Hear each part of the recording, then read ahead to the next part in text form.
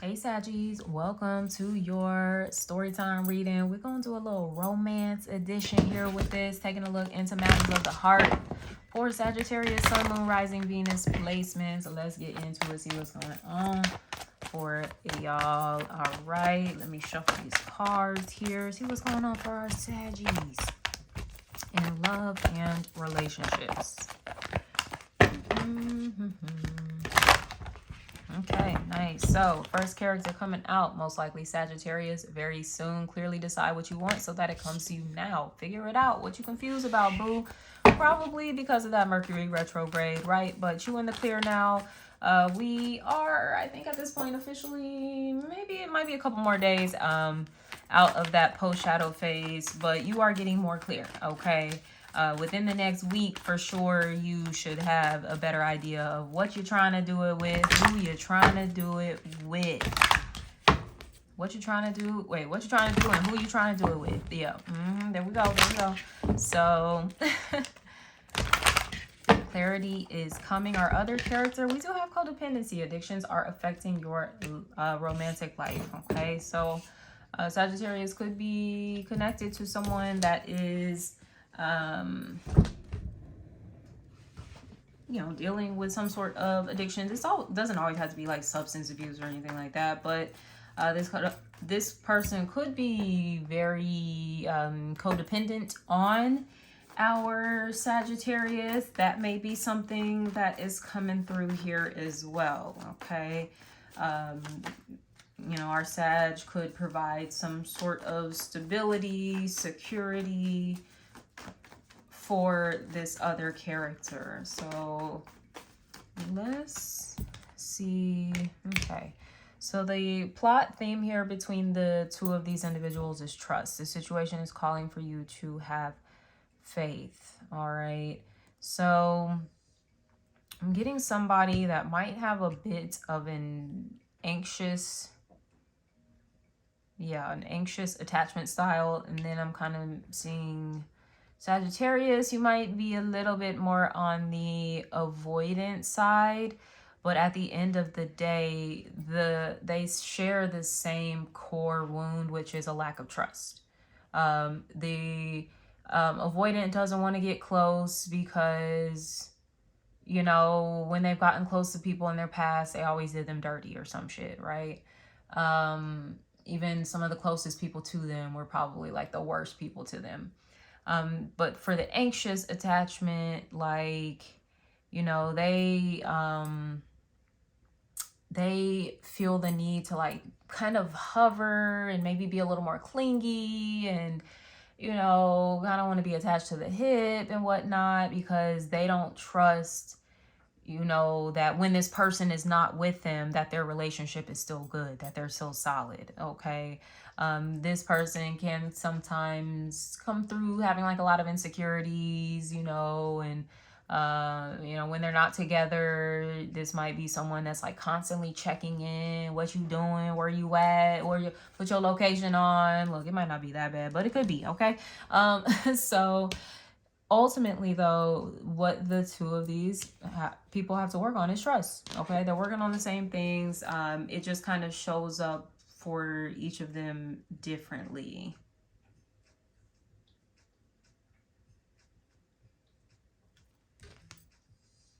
Okay, yep, the conflict is getting to know each other. As you reveal your innermost selves to each other, your bond deepens. They don't know each other well enough yet, right? To understand this. Maybe this is an understanding, though, that they are about to start coming into. Let me get my cards. I'm like, they're falling. I've been falling a lot today.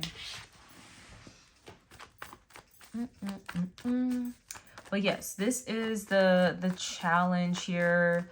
Getting to know each other too, because even there takes a certain level of openness that Sagittarius may not have, but then there also takes a certain level of I don't know, just like being cool and like easy, like, and just being chill, it's hard for me to find a word for this person, but it takes a certain level of that as well. to, you know, get to know someone without feeling the need to put a label on things too quickly, define things too quickly, you know.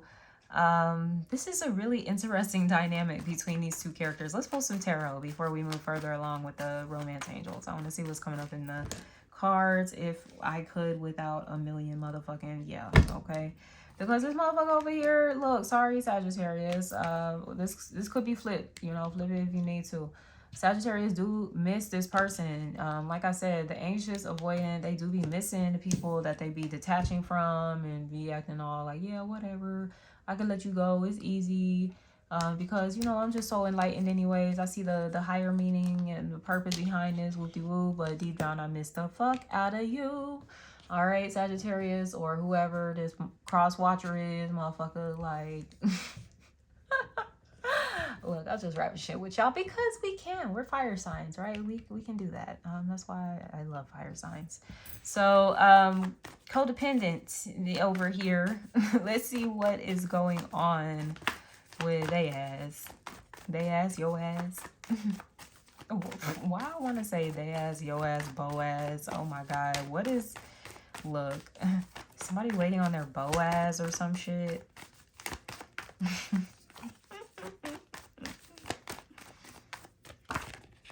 Somebody waiting on their Boaz. This could be like a Boaz nigga for sure.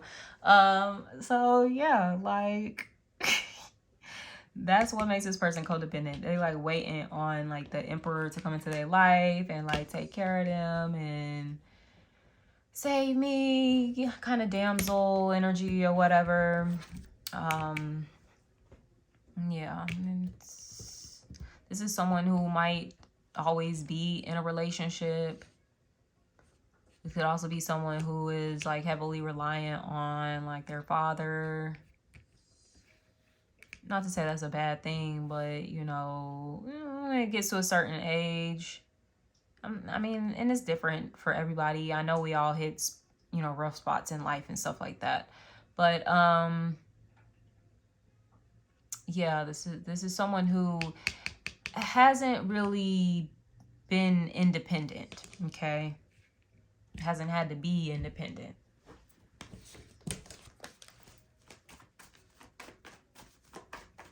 So that's why they're anxious too. It's kind of like animals have separation anxiety.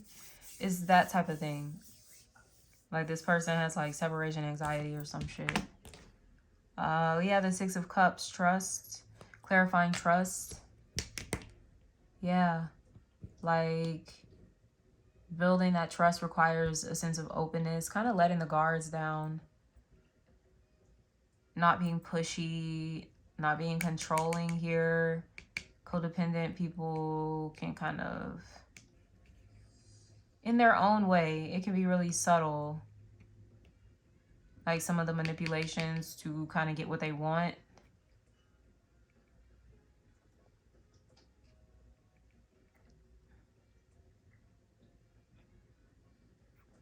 But there is some sort of healing that's taking place.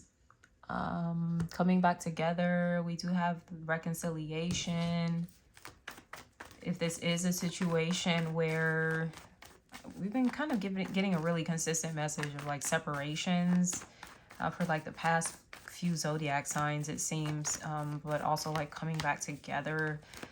So yeah, there can be this return here. But it's really important that these two actually like address the conflict, really get to know each other, maybe past superficial type of things, okay?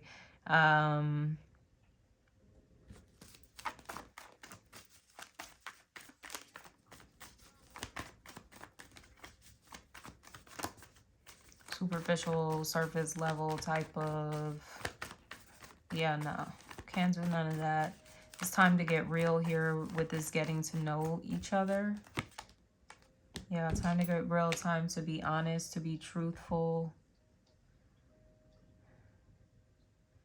With this coming up in the conflict, this can be, you know, why it's been hard to do so. the King of Swords, when he wants to, he can communicate, but he can also be someone who, I heard, weaponizes their communication or even lack thereof.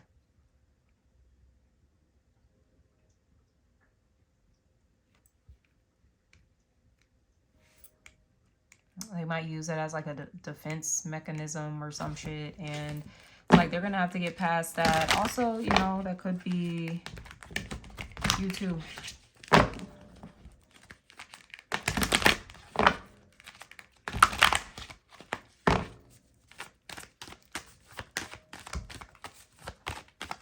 A very stubborn energy. What's the action to take here? What action does our Scorpio need to take in this situation? Or excuse me, my Sagittarius, worth waiting for. Divine timing is at work in your love life. Okay, so maybe there's just some healing that needs to take place for the both of you. This person needs to kind of come into more of their personal power. Sagittarius kind of needs to let some shit go, release, heal, also kind of have some enlightening moments, okay, where they're seeing things from a different perspective. That's what Sagittarius is needing. Yeah, so there is a need to maybe continue focusing on individual solo journeys. Nine of Cups, which might be hard. You know, I do see where Sagittarius might be missing this person.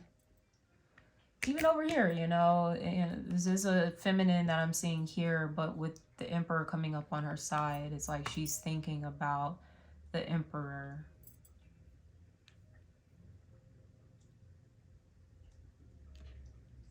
And the Sagittarius is thinking about her. I don't know if she's a Pisces, maybe.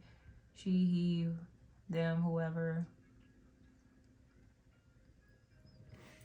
But yeah. That's the action, is to wait. Hangman is waiting here. Like I said, Sagittarius, of course, being a fire sign, they don't want to wait. What's the resolution for this story here for Sagittarius?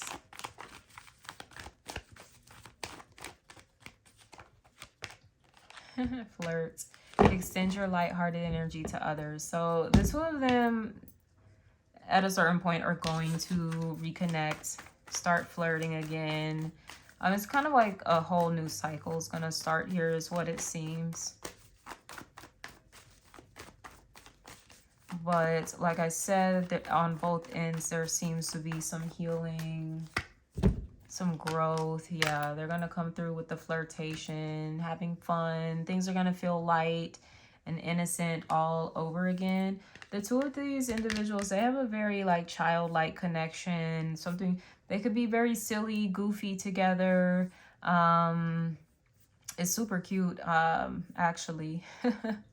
It might even be the Sagittarius that is initiating the communication, unless could be an Aries that's involved here. Look, we've got an air sign, Gemini, Libra, Aquarius, whatever, whoever.